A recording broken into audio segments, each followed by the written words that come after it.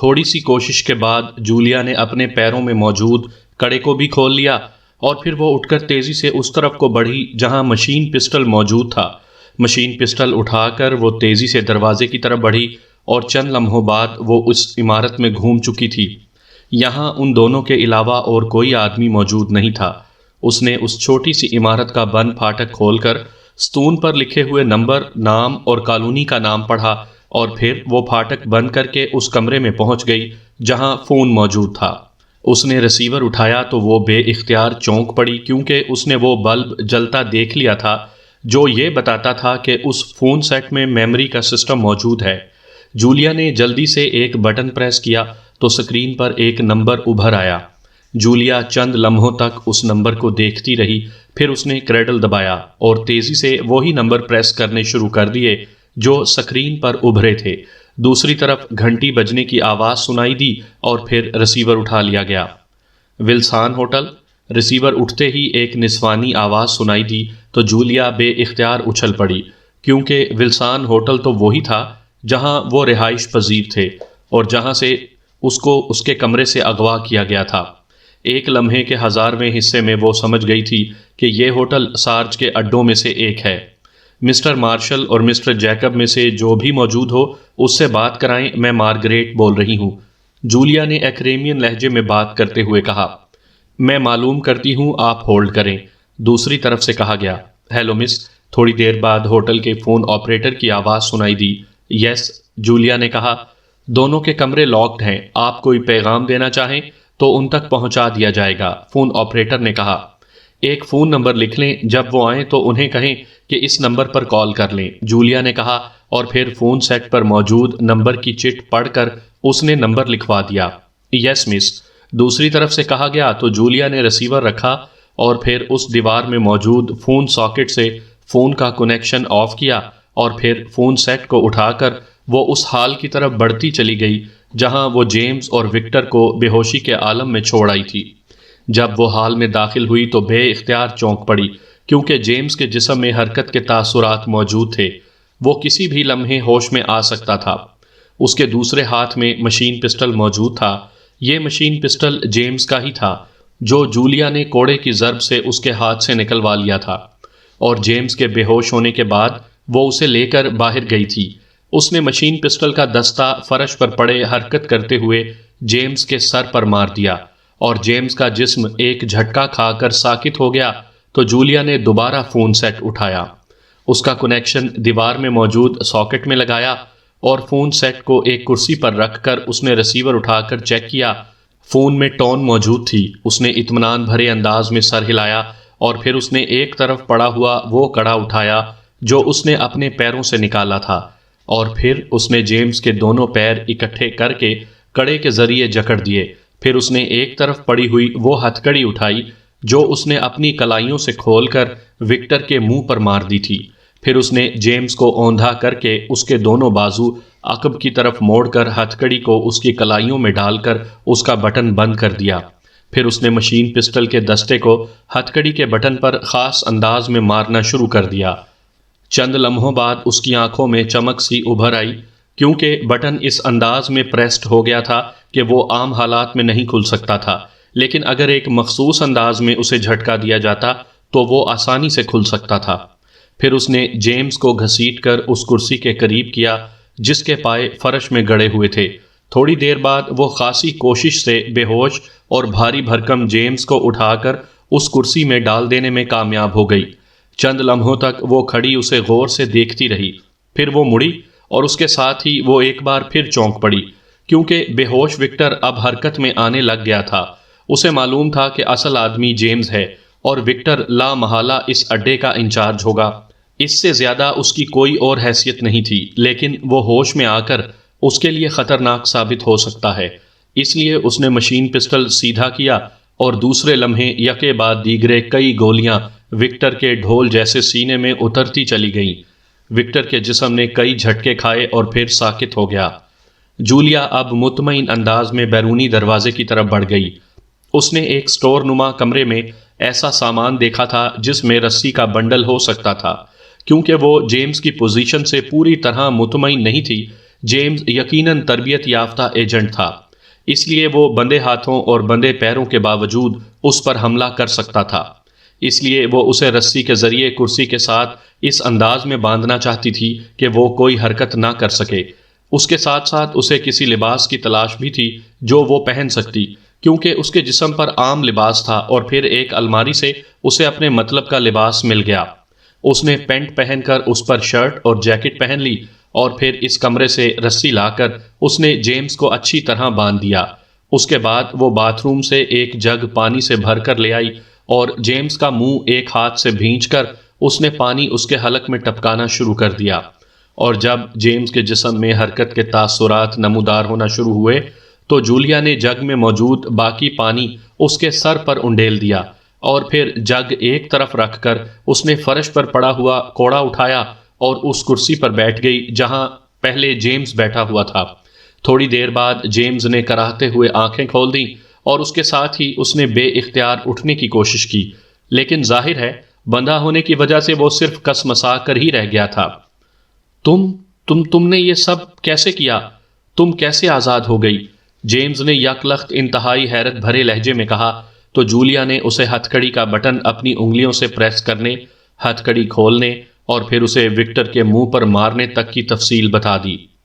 تم واقعی حیرت انگیز لڑکی ہو، میں کبھی سوچ بھی نہ سکتا تھا کہ کوئی لڑکی ایسی دلیری کا مظاہرہ بھی کر سکتی ہے، جیمز نے کہا، لیکن تم یہ سن لو کہ اب بٹن دبانے سے تمہارے ہاتھوں کے گرد موجود ہتھ کڑی نہیں کھل سکتی، کیونکہ میں نے مشین پسٹل کے دستے سے اس کا بٹن ٹھونک کر پریس کر دیا ہے۔ اب صرف میں ہی اسے ایک خاص تکنیک سے کھول سکتی ہوں، جولیا نے کہا۔ تم مجھے چھوڑ دو، میرا وعدہ ہے میں تم سب کو بھول جاؤں گا، جیمز نے کہا۔ چلو ایسا ہی کر لیں گے، لیکن پہلے تم بتاؤ کہ وکٹر کو یہاں چھوڑ کر اور باہر جا کر تم نے ولسان ہوٹل میں کس کو فون کیا تھا؟ جولیا نے کہا تو جیمز بے اختیار چونک پڑا۔ اس کا مطلب ہے کہ تم نے فون میموری کو چیک کیا ہے، جیمز نے کہا۔ ظاہر ہے، اس میں حیرت کی کیا بات ہے، جولیا نے منہ بناتے ہوئے جواب دیا۔ میں نے ولسان ہوٹل فون کیا تھا شراب منگوانے کے لیے، تم بے شک چیک کر لو، جیمز نے کہا۔ میں نے چیک کر لیا ہے، وہ ہوٹل ولسان کا نمبر ہے، اس ہوٹل ولسان کا جہاں سے مجھے اغوا کر کے یہاں لایا گیا ہے، جولیا نے کہا۔ او، مجھے تو معلوم نہیں تھا، میں نے وہاں سے شراب منگوائی ہے، جیمز نے کہا، لیکن اس کا لہجہ اور بولنے کا انداز صاف بتا رہا تھا کہ وہ جو کچھ کہہ رہا ہے وہ غلط ہے۔ وہ جھوٹ بول رہا تھا، اور جولیا خود بھی اس کے اس جھوٹ پر حیران ہو رہی تھی کہ جیمز کو جھوٹ بولنے کا سلیقہ بھی نہیں ہے، کیونکہ وہ اس وقت جب جولیا بندھی ہوئی کرسی پر بیٹھی تھی یہ کہہ کر گیا تھا کہ وہ اس کے ساتھیوں کو ہلاک کرنے کا حکم دینے جا رہا ہے، اور یہ کیسے ممکن تھا کہ اسے یہ بات معلوم ہی نہ ہو کہ جولیا اور اس کے ساتھی ولسان ہوٹل میں ٹھہرے ہوئے ہیں۔ تمہیں جھوٹ بولنے کا بھی سلیقہ نہیں آتا جیمز، میرے سامنے تم یہ کہہ کر گئے تھے کہ تم میرے ساتھیوں کی لاشوں کو یہاں منگوانے کا حکم دینے جا رہے ہو، جولیا نے غراتے ہوئے لہجے میں کہا۔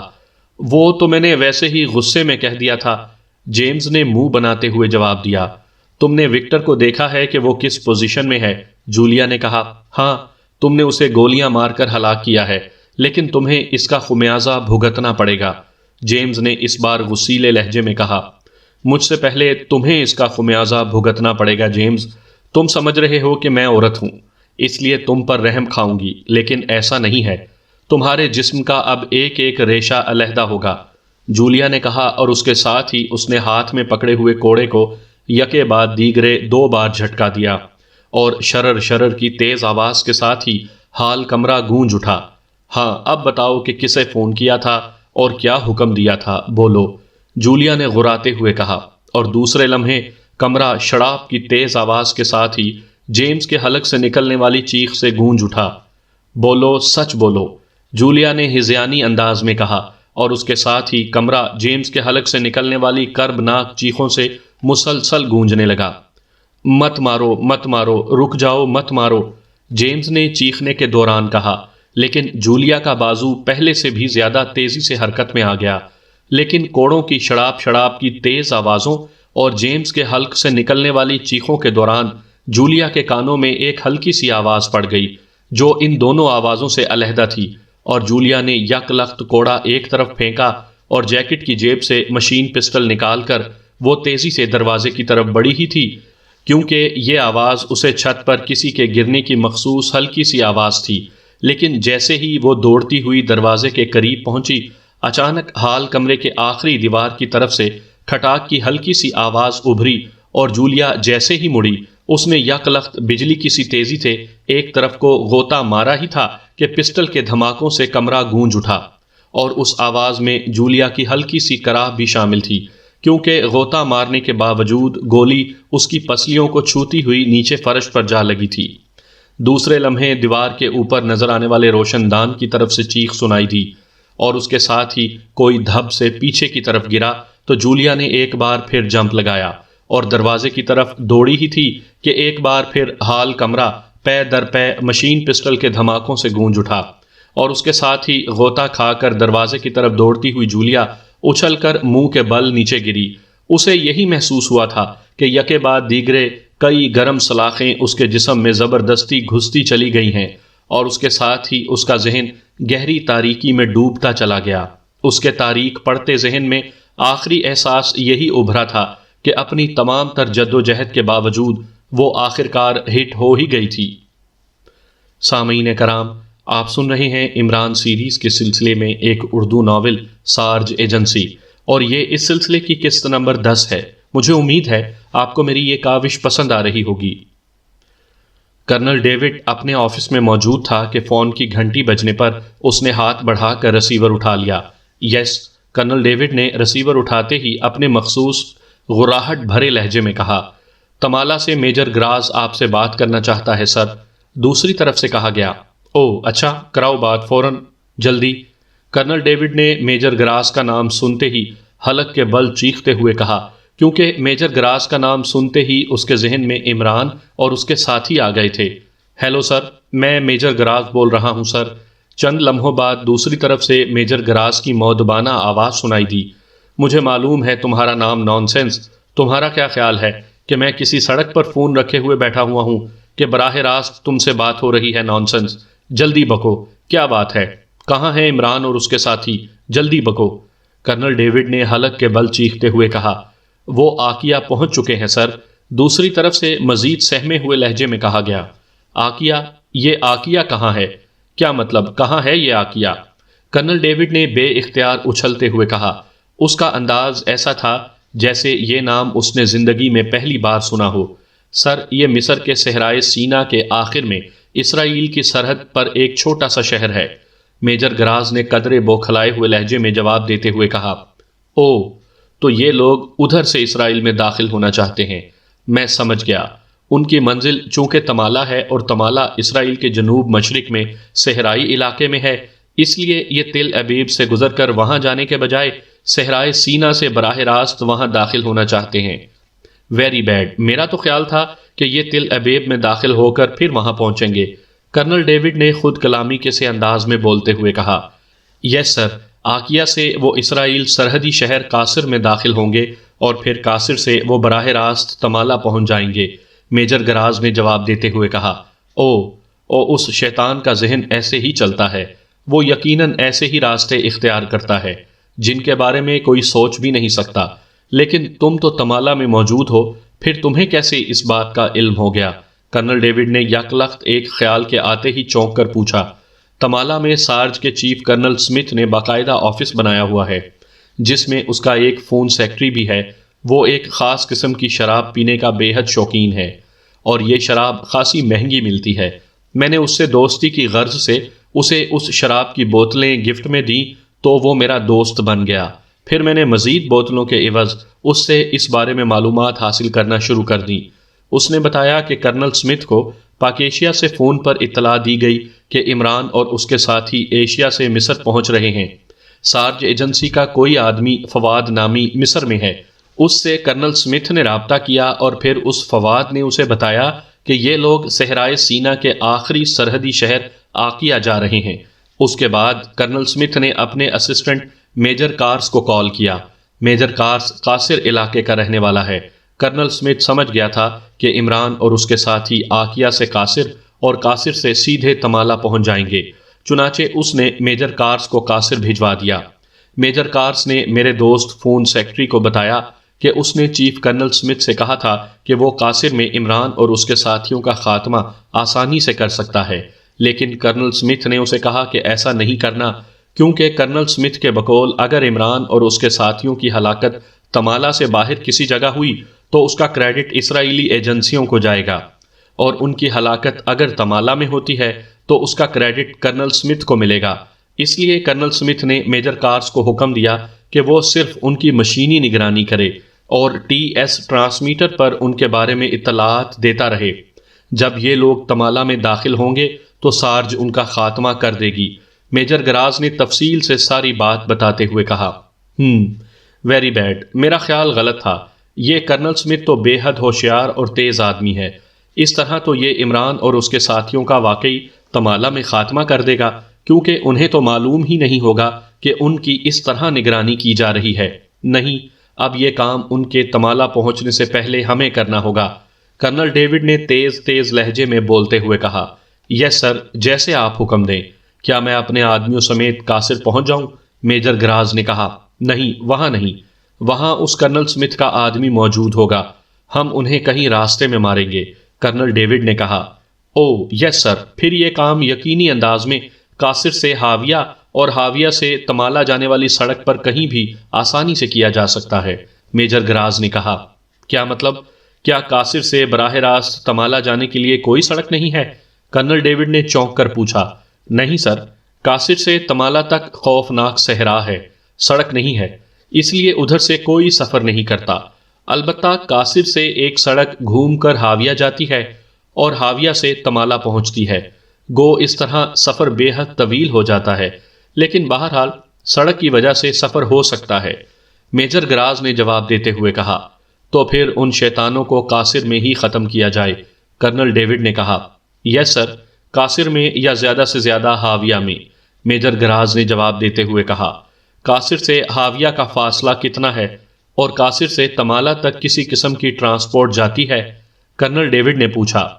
اس روڈ پر عام مسافروں کے لیے بسیں ہیں، ویسے لوگ جیپوں اور کاروں پر بھی سفر کرتے ہیں۔ میجر گراز نے جواب دیا۔ قاصر سے ہاویہ کتنا فاصلہ ہے؟ کرنل ڈیوڈ نے پوچھا۔ جناب 600 کلومیٹر ہے اور ہاویہ سے تمالا تک 400 کلومیٹر ہے، میجر گراز نے جواب دیا۔ لیکن یہ لوگ کب قاصر پہنچیں گے؟ کرنل ڈیوڈ نے کہا، وہ تو شاید اب قاصر پہنچ بھی چکے ہوں گے جناب، میجر گراز نے کہا۔ او، پھر تو ہمارے قاصر پہنچتے پہنچتے وہ قاصر سے نکل جائیں گے۔ ٹھیک ہے، ہمیں فوری طور پر ہاویہ میں پکٹنگ کرنا ہوگی، لیکن ہمیں ان کی شناخت بھی کرنا ہوگی۔ تمہارا کوئی آدمی ہے قاصر میں؟ کرنل ڈیوڈ نے کہا۔ آدمی تو کوئی نہیں جناب، لیکن ایک کام ہو سکتا ہے۔ وہاں کرنل سمتھ کا آدمی میجر کارس موجود ہے، اور میجر کارس نے کرنل سمتھ کو عمران اور اس کے ساتھیوں کے بارے میں ٹی ایس ٹرانسمیٹر پر رپورٹ دینی ہے۔ اگر ٹی ایس ٹرانسمیٹر کال کیچر مل جائے تو ہم اس کی مدد سے میجر کارس کی دی ہوئی رپورٹیں سن کر معلوم کر لیں گے کہ کیا ہو رہا ہے، اور ہم خود بھی سامنے نہیں آئیں گے۔ میجر گراز نے جواب دیا۔ ویری گڈ، تم بے حد ذہین آدمی ہو، ویری گڈ۔ تم فوراً اپنے ساتھیوں اور اسلحے سمیت ہاویہ پہنچو، میں بھی اپنے مخصوص ہیلی کاپٹر پر وہاں پہنچ جاؤں گا اور ٹی ایس ٹرانسمیٹر کا کال کیچر بھی ساتھ لے آؤں گا، کرنل ڈیوڈ نے کہا۔ یس سر، میجر گراز نے جواب دیا۔ لیکن میں کہاں پہنچوں؟ کرنل ڈیوڈ نے چونک کر کہا۔ سر، ہاویہ میں مین روڈ پر ایک احاطہ نما عمارت ہے جس کی نشانی یہ ہے کہ اس پر پتھر کی بنی ہوئی خوبصورت پری لگائی گئی ہے، اس لیے اسے فیری ہاؤس کہا جاتا ہے۔ اس میں بڑے بڑے کمرے بھی ہیں اور تہہ خانے بھی، وسیع و عریض احاطہ بھی ہے جس میں ہیلی کاپٹر اتر اور اڑ بھی سکتا ہے۔ فیری ہاؤس اس وقت خالی پڑا ہے، وہ میرے ایک قریبی دوست کا ہے۔ پہلے یہ کسی انٹرنیشنل کمپنی کے پاس کرائے پر تھا، لیکن اب وہ خالی ہے۔ آپ وہاں آ جائیں، ہم اسلحے سمیت وہاں آپ کا استقبال کریں گے، میجر گراز نے جواب دیتے ہوئے کہا۔ تمہارے ساتھ کتنے آدمی ہوں گے؟ کرنل ڈیوڈ نے پوچھا۔ 10 آدمی جناب، میجر گراز نے جواب دیتے ہوئے کہا۔ اوکے، ٹھیک ہے، اور ضروری اسلحہ بھی لے جانا، میں 4-5 گھنٹوں تک وہاں پہنچ جاؤں گا، کرنل ڈیوڈ نے کہا، اور اس کے ساتھ ہی اس نے ریسیور کریڈل پر رکھا اور پھر انٹرکام کا ریسیور اٹھا لیا۔ یس سر، دوسری طرف سے اس کے سیکرٹری کی مؤدبانہ آواز سنائی دی۔ میرا ہیلی کاپٹر تیار کراؤ، پائلٹ کو بھی الرٹ کر دو، میں نے اسرائیل کے انتہائی جنوب مشرق میں ایک مقام ہاویہ پہنچنا ہے، کرنل ڈیوڈ نے کہا۔ یس سر، دوسری طرف سے کہا گیا۔ میجر لارسن موجود ہے؟ کرنل ڈیوڈ نے پوچھا۔ یس سر، دوسری طرف سے جواب دیا گیا۔ اسے کہو کہ مجھ سے بات کرے، کرنل ڈیوڈ نے کہا۔ یس سر، دوسری طرف سے جواب دیا گیا۔ سر، میں میجر لارسن بول رہا ہوں سر۔ چند لمحوں بعد ایک دوسری مؤدبانہ آواز سنائی دی۔ میجر لارسن فوری طور پر ٹی ایس ٹرانسمیٹر کا کال کیچر، جو انتہائی جدید ہو، لے کر ہیلی کاپٹر پر پہنچو، اور ہاں سنو، تم نے میرے ساتھ ہاویہ جانا ہے، اس لیے پوری طرح تیار ہو کر آنا، کرنل ڈیوڈ نے کہا۔ یس باس، دوسری طرف سے کہا گیا، اور کرنل ڈیوڈ نے ایک طویل سانس لیتے ہوئے ریسیور رکھ دیا، کیونکہ اس بار اسے یقین تھا کہ عمران اور اس کے ساتھیوں کو یہ شک تک بھی نہ ہوگا کہ ان پر اس طرح راستے میں بھرپور حملہ ہو سکتا ہے اور وہ آسانی سے ہلاک کر دیے جائیں گے۔ صفدر اور تنویر اسلحہ خریدنے کے لیے یہاں کی ایک مخصوص مارکیٹ میں گھومتے پھر رہے تھے کہ اچانک تنویر نے صفدر کو مخصوص انداز میں کاندھا مارا تو صفدر نے چونک کر اس کی طرف دیکھا۔ ہماری نگرانی ہو رہی ہے، تنویر نے کہا تو صفدر بے اختیار چونک پڑا۔ نگرانی؟ وہ کیوں؟ یہاں تو ابھی ہم نے کوئی کاروائی بھی نہیں کی ہے، صفدر نے کہا۔ ہو سکتا ہے کہ اس مارکیٹ میں آنے والوں کی نگرانی کی جاتی ہو، تنویر نے کہا۔ ہاں، لیکن ہمیں اس بارے میں کنفرم کرنا ہوگا، ورنہ ہم کسی بھی لمحے پھنس سکتے ہیں، صفدر نے کہا۔ ٹھیک ہے، اگلی گلی میں مڑ کر یک لخت رک جائیں گے، ایک ہی آدمی ہے، اسے میں کور کر لوں گا، تنویر نے کہا، اور صفدر نے اسبات میں سر ہلا دیا، اور پھر اگلی گلی کے آخر میں پڑے ہوئے کوڑے کے بڑے بڑے ڈرم دیکھ کر ان دونوں نے اطمینان بھرے انداز میں سر ہلا دیے، کیونکہ یہاں اکثر گلیوں میں ہی اسلحے کی دکانیں تھیں۔ گلی کا موڑ مڑتے ہی صفدر تیزی سے آگے بڑھ گیا، جبکہ تنویر گلی کے سرے پر ہی دیوار سے پشت لگا کر کھڑا ہو گیا۔ تھوڑی دیر بعد ایک لمبے قد اور دبلے پتلے جسم کا آدمی گلی کی نکڑ سے مڑا ہی تھا کہ تنویر نے یک لخت کسی بھوکے عقاب کی طرح اسے چھاپ لیا۔ وہ اس کے سینے سے آ لگا تھا اور اس کی گردن کے گرد تنویر کا بازو تھا۔ وہ آدمی ابھی تڑپ ہی رہا تھا کہ اس کے منہ سے گھٹی گھٹی آوازیں نکل رہی تھیں کہ تنویر نے بازو کو مخصوص انداز میں جھٹکا دیا تو اس کا جسم لٹک سا گیا، وہ بے ہوش ہو چکا تھا۔ تنویر اسے سینے سے لگائے ہی پلٹ گیا۔ اس نے سڑک کی طرف پشت کر لی تھی تاکہ وہاں سے گزرنے والے یہ سب کچھ نہ دیکھ سکیں، ورنہ فوراً پولیس وہاں پہنچ جاتی۔ پھر وہ اس آدمی کو اسی انداز میں بازو میں لٹکائے تیزی سے آگے بڑھتا چلا گیا۔ ادھر اس بڑے ڈرم کی سائیڈ میں ڈال دو اسے، صفدر نے آگے آ کر کہا، تو تنویر نے ویسے ہی کیا، اور صفدر نے جھک کر پہلے اس آدمی کے لباس کی تلاشی لی تو اس کی جیب سے ایک پرس، ایک مشین پسٹل اور ایک 05 ٹرانسمیٹر برآمد ہوا۔ او، اس کا مطلب ہے کہ اس کا تعلق کسی ایجنسی سے ہے، صفدر نے ٹرانسمیٹر کو دیکھتے ہوئے کہا۔ ہاں، تنویر نے کہا، اور صفدر نے سارا سامان جیب میں ڈالا اور پھر جھک کر اس نے اس آدمی کا منہ اور ناک دونوں ہاتھوں سے بند کر دیا۔ چند لمحوں بعد جب اس آدمی کے جسم میں حرکت کے تاثرات نمودار ہونے شروع ہو گئے تو صفدر نے ہاتھ ہٹائے اور سیدھا کھڑا ہو گیا۔ تم ہٹ جاؤ، میں اس سے پوچھتا ہوں، تنویر نے کہا۔ ارے نہیں، میں عمران صاحب کی تکنیک پر کام کروں گا، ورنہ یہاں اس کی معمولی سی بلند آواز بھی نکلی تو ہم پھنس جائیں گے، صفدر نے کہا، اور پھر جیسے ہی وہ آدمی ہوش میں آیا، صفدر نے اپنا پاؤں اٹھا کر اس کی گردن کی سائیڈ پر رکھ کر اسے اوپر کی طرف پریس کر دیا، اور اس آدمی کا اٹھتا ہوا جسم یک لخت ایک جھٹکے سے نیچے گرا اور اس کے حلق سے غرغراہٹ کی آوازیں نکلنے لگیں۔ کیا نام ہے تمہارا؟ بولو، ورنہ، صفدر نے پیر کو پیچھے ہٹاتے ہوئے غرا کر کہا۔ رچرڈ، میرا نام رچرڈ ہے۔ پیر ہٹا لو، یہ کیسا عذاب ہے، پیر ہٹا لو، اس آدمی نے رک رک کر اور انتہائی تکلیف بھرے لہجے میں کہا۔ سب کچھ سچ بتا دو، ورنہ ایک لمحے میں ہلاک ہو جاؤ گے۔ بولو، کس تنظیم سے تمہارا تعلق ہے، بولو، صفدر نے پیر کو پہلے آگے اور پھر پیچھے کرتے ہوئے کہا۔ سارج ایجنسی سے، رچرڈ نے کہا تو صفدر اور تنویر دونوں بے اختیار اچھل پڑے، اور پھر تھوڑی سی کوشش کے بعد وہ رچرڈ سے سب کچھ معلوم کر لینے میں کامیاب ہو گئے، اور صفدر نے آخر میں مخصوص انداز میں جھٹکا دے کر اس کی شہ رگ کچل دی اور رچرڈ ہلاک ہو گیا۔ صفدر نے اس کی لاش کو گھسیٹ کر کوڑے کے آخری ڈرم کے پیچھے اس انداز میں چھپا دیا کہ جب تک وہاں باقاعدہ چیک نہ کیا جائے تب تک لاش کے بارے میں معلوم نہ ہو سکے۔ ویسے بھی یہاں تیز سردی پڑ رہی تھی، اس لیے لاش کئی دنوں تک بغیر بو پیدا کیے پڑی رہ سکتی تھی۔ یہ سب تو برا ہوا صفدر، یہ لوگ ہی وہاں ولسان ہوٹل میں موجود تھے، اور ہم نے جس طرح پاک ایشیائی زبان میں باتیں کی اس سے یہ لوگ چونک پڑے۔ تنویر نے کہا، آؤ ہمیں جولیا سے بات کرنا ہوگی، آؤ، صفدر نے کہا اور تیز تیز قدم اٹھاتا ہوا سڑک کی طرف بڑھ گیا۔ تنویر اس کے پیچھے تھا۔ تھوڑی دیر بعد وہ سڑک پر پہنچے اور آگے بڑھتے چلے گئے، اور پھر ایک پبلک فون بوتھ میں داخل ہو کر صفدر نے جیب سے فون کارڈ نکال کر فون سیٹ میں ڈال دیا۔ وہ کافی تعداد میں یہ کارڈ پہلے ہی خرید چکے تھے، کیونکہ کسی بھی وقت کسی بھی جگہ اس کی فوری ضرورت پڑ سکتی تھی۔ صفدر نے کارڈ ڈال کر ریسیور اٹھایا اور پھر تیزی سے ہوٹل کے نمبر پریس کرنے شروع کر دیے۔ ولسان ہوٹل۔ دوسری طرف سے ایک نسوانی آواز سنائی دی، روم نمبر 212 میں مس مارگریٹ سے بات کرائیں، میں ان کا ساتھی مارشل بول رہا ہوں۔ صفدر نے کہا، او سر، مس مارگریٹ کا کمرہ تو لاکڈ ہے، البتہ آپ کے لیے ان کا ایک فون پیغام موجود ہے، دوسری طرف سے کہا گیا۔ کیا؟ صفدر نے چونک کر پوچھا۔ انہوں نے پیغام دیا ہے کہ آپ فوری طور پر اس فون نمبر پر ان سے رابطہ قائم کریں، آپریٹر نے کہا، اور ساتھ ہی ایک فون نمبر بھی بتا دیا۔ اوکے، تھینک یو، صفدر نے کہا، اور اس کے ساتھ ہی اس نے کریڈل دبا دیا، اور پھر ٹون آنے پر اس نے کارڈ کو مزید اندر پریس کیا تو فون آن ہونے کی لائٹ جل اٹھی، تو صفدر نے وہ نمبر پریس کر دیے جو ہوٹل کے فون آپریٹر نے بتائے تھے، لیکن دوسری طرف سے گھنٹی بجنے کی آواز بھی سنائی نہ دی۔ یوں محسوس ہوتا تھا جیسے یہ نمبر ڈیڈ ہو۔ چند لمحوں بعد صفدر نے کریڈل دبایا اور پھر انکوائری کے نمبر پریس کر دیا۔ یس، انکوائری پلیز، رابطہ قائم ہوتے ہی ایک نسوانی آواز سنائی دی، چیف پولیس کمشنر آفس سے کمانڈر رچرڈ بول رہا ہوں۔ صفدر نے لہجے کو بھاری بناتے ہوئے کہا، یس سر، حکم سر، دوسری طرف سے کہا گیا۔ فون نمبر نوٹ کریں اور مجھے بتائیں کہ یہ نمبر کہاں نصب ہے۔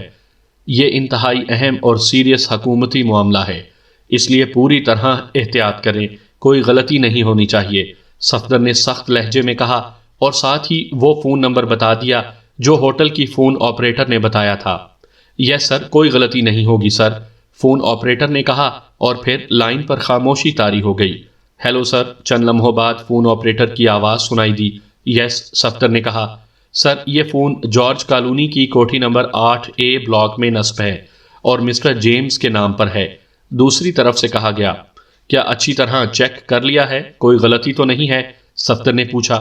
نہیں جناب، میں نے 2 بار چیک کیا ہے، فون آپریٹر نے کہا۔ اوکے، شکریہ، صفدر نے کہا، اور ریسیور کریڈل پر رکھ کر اس نے کارڈ باہر نکالا اور اسے جیب میں ڈال کر وہ فون بوتھ سے باہر آ گیا۔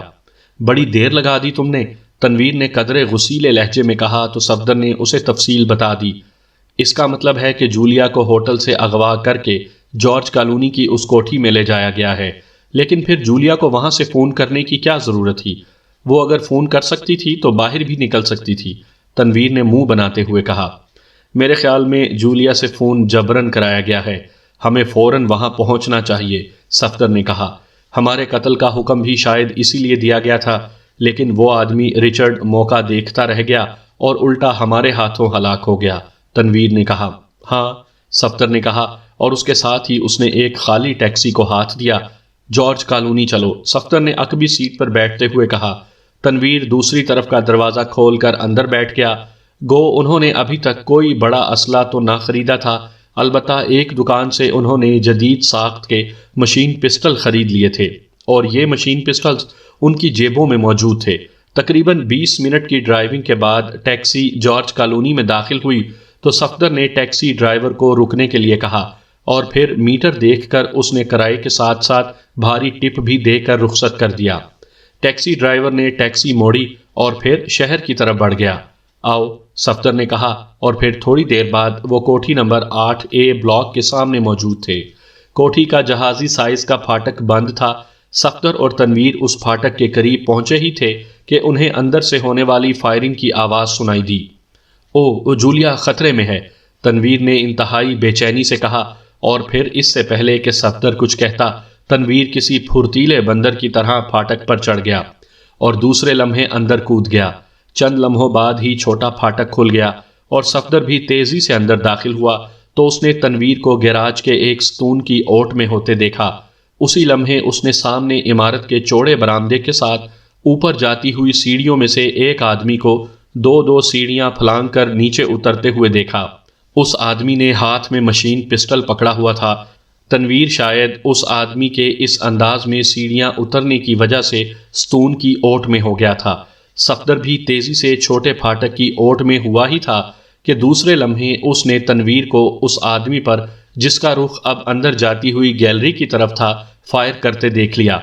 دھماکے کے ساتھ ہی وہ آدمی چیختا ہوا اچھل کر منہ کے بل فرش پر گرا، اور پھر اس نے اٹھنے کی کوشش کی ہی تھی کہ تنویر نے دوڑ کر برآمدے کی طرف بڑھتے ہوئے اس آدمی پر دوسرا فائر کھول دیا، اور اٹھنے کی کوشش کرتا ہوا وہ آدمی ایک بار پھر منہ کے بل نیچے گرا۔